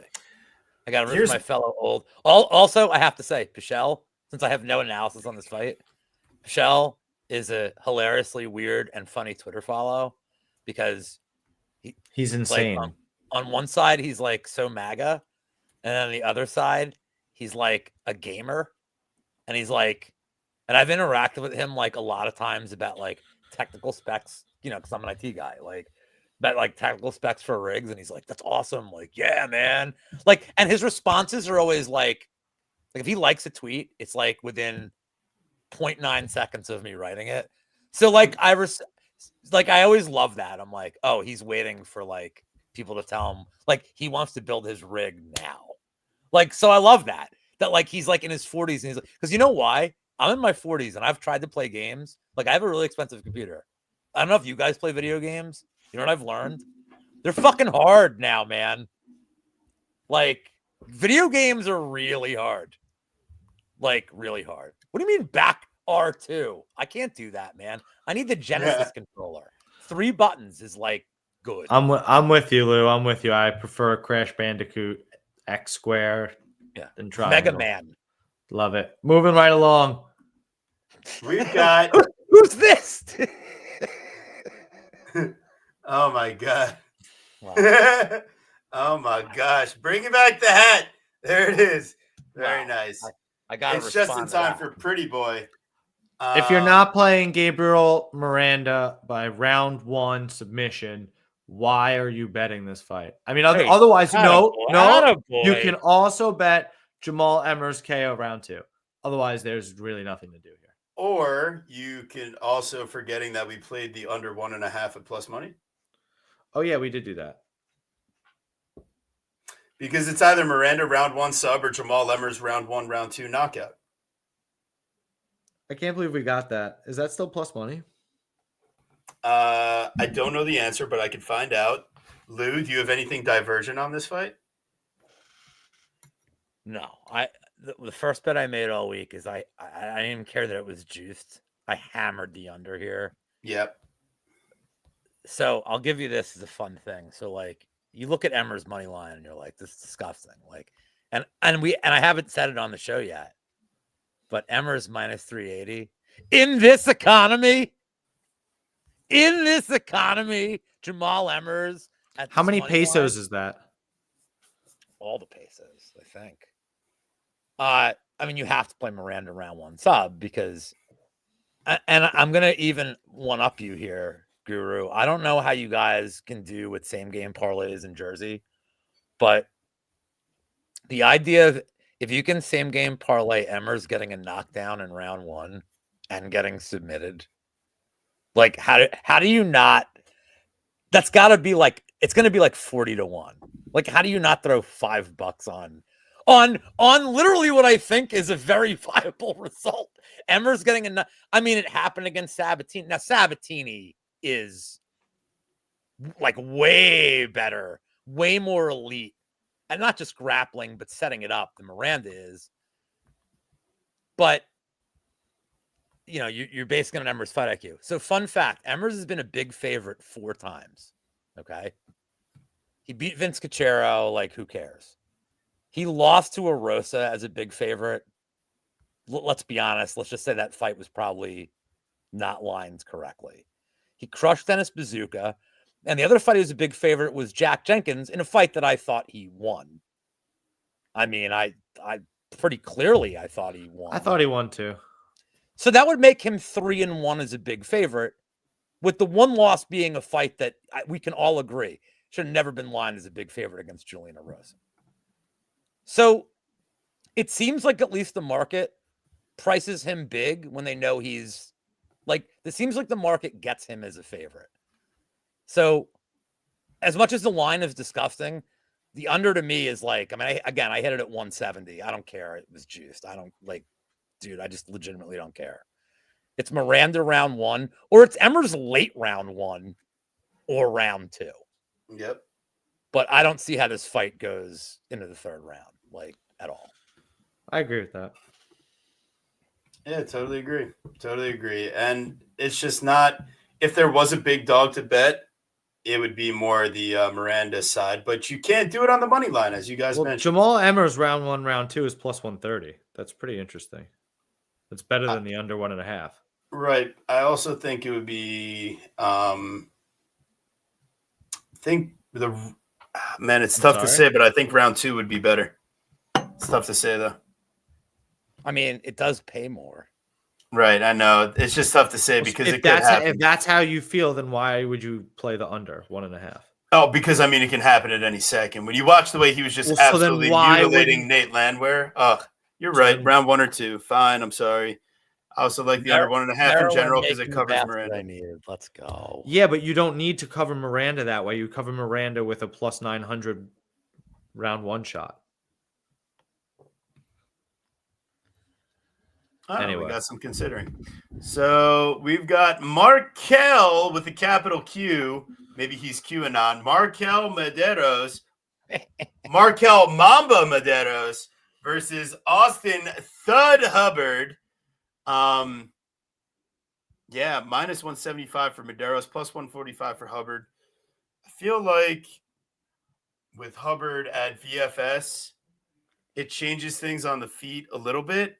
And against a guy like Kurt Hollabaugh, he ends up in top control, and you just probably don't want to mess around when you're not that good of a grappler on the ground and you're not that good of an athlete. But like Medeiros, there's still a lot we got to learn about this guy, and I'm not sure where he's been or what he's been up to, but we see him at MMA Lab. It's just, why did you pull out the fight before the 2 fight matchups? I'm sorry, it was 1 fight matchup before that, and there was like a late notice switcheroo this week. So there's just a lot of weird factors where Hubbard stepped up to face someone. That's the Zellhuber pulls out. Medeiros steps in. Medeiros is scheduled to fight someone completely different that also pulled out. Ultimately, I don't feel comfortable playing a favorite in this spot, but if Medeiros is stuffing takedowns, he's probably the more agile striker from range. But I'm not trying to find out. Not trying to find out. It's a clear, we see an over 2.5 of -298. I'm not touching the favorite in that case. I don't know if he's under -200, so I don't necessarily agree. I think his takedown defense is fairly decent, and I think his output should certainly be more than Hubbard's. I don't like Hubbard's defense, and I think Medeiros is a little bit more sneaky and agile than that, like you were saying. I like his footwork, so Yeah, he's trying to stay clean. I With think a guy he that's can. going to work forward. It's going to be hard to keep up that pace. I'm curious to see how his cardio holds up over 3 in this type of circumstance. I don't really have a lot of trust in either guy here. So what, you're going to talk me into the favorite here? Like to play him is my thing. I like him like round 3 decision. Probably just decision in general. I don't know that he finishes him. Fair enough, Lou. We may as well move to like the what are you doing later segment of the show. I have nothing to say here. I'm never betting Hubbard. This guy does nothing. Fair enough. Medeiros, like, is hittable. He's low volume. He has no head movement. Like, could Hubbard beat him if he had a good game plan? I guess. Like if I had to bet anything here, I'd say the over 2.5 is like a fucking mortal lock at -300. It might be underpriced. Like this over, like what's the loopy on the over is like twice the price as this. Should be the same price. It's just two guys that aren't going to do a damn thing the whole fight. So yeah. Also, imagine your name was Thud. Like, your life must suck, dude. Friends are like, that's like Thud, Toolbox, Slim, if you're like a fat dude and it's like an ironic nickname. Like, these are not good names, dude. No, it's pretty terrible. Guru, you'd be a good Mamba. Mamba, you think? Well, you know who the white Mamba is, right? Oh, yeah. Brian Scalabrine. Brian. B-Rye. Dude, Brian Scalabrine is like, I just saw a tweet with him playing street ball in New York City. Oh my God, electric. Yeah, but he still looks the same, man. It's incredible. He's like Ginger God, what's his name? He's like Ginger Michael Rappaport at this point, man. Like, without honestly, without the whole right posting about Jewish people every tweet. But like, he looks like him. All right. Well, we've had an absolutely electric time with the return of the one and only Lou Beccia. Make sure you're following his @Lutorial. Just absolutely great time. So happy to have you back, man. Always fun breaking down these fights. Going to be probably a fun card. A lot of lower weight classes, a lot of fights we expect to go the distance with some high volume strikers. Think we get a lot of fun. There could be some good spots. So make sure you're following us on all the right places. And Lou, before we pass it off to the Guru for the proper outro, you got anything to say to these fine people? Yeah, watch this show again before you bet, because you will learn so much. Yeah, you know what? I will say something. I have been watching and been friends with these guys for years, and all they do is get better. They get better, and they get better. They get better guests, but more importantly, they're getting guests that 2 years ago they would have been nervous to think they could go against. They are no longer those people. There is nobody. There's people that are as good as them. There's nobody better.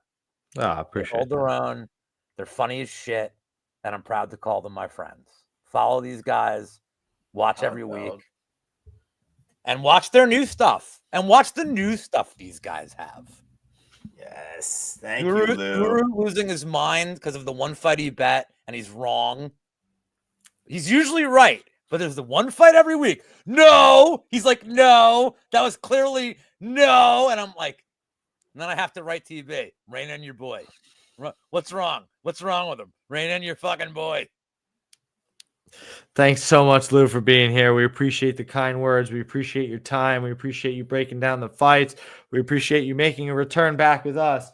everybody in the chat. We appreciate you chiming in, joining in, and being a part of the process. We appreciate all you guys for watching. Please like, subscribe, share it around. Please give a follow to Lutorial. Please give a follow to my unbelievable co-host, TB Scouting MMA. You can follow him over on Twitter, Verdict Picket, Instagram, and Tapology and Bet MMA. Maybe don't bother following him on Verdict, but you can follow me there. You can follow me on the Guru Scouting MMA over on Twitter, Verdict Picket, Instagram, Tapology, and Bet MMA. We will be back, you guessed it, next week and the week after before we finally do get some time off. We get WrestleMania. We get 2 weeks in a row, and then we're off. So we've made it nearly through the entirety of this long stretch. So next week we are back in the lovely, beautiful, incredible, amazing Apex Arena. I am so unbelievably excited to watch that fight. You know, Josh Emmett, Lerone Murphy, right? Lerone Murphy. That should be that'd be a real banger to put in front of 7 people. So looking forward to that. See you guys next week. Be safe out there, and let's make some money.